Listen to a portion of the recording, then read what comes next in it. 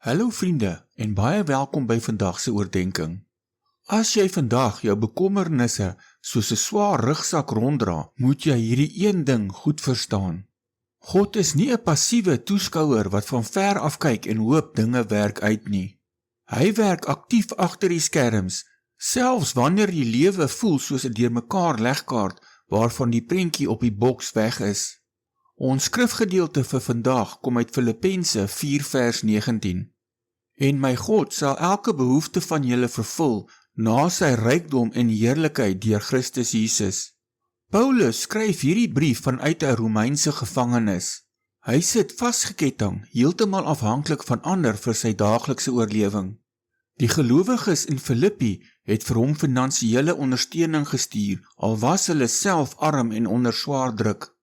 Paulus gebruik die Griekse woord plerosai vir vervul.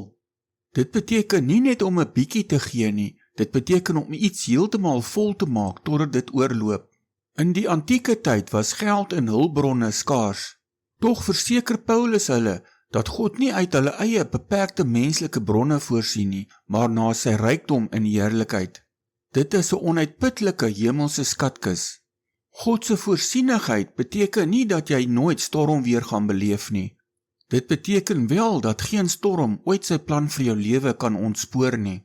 Jy hoef nie die hele pad vorentoe te sien om te weet jy is veilig nie. Jy hoef net die een te vertrou wat reeds aan die einde van die pad op jou wag. Laat los die behoefte om alles self te wil beheer en gee sy genade 'n kans om jou te verras.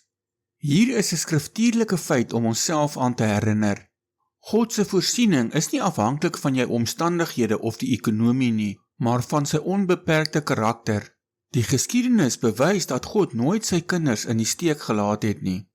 Dink aan die Israeliete in die woestyn wat daagliks manna gekry het, of Elia wat deur kraaie gevoer is.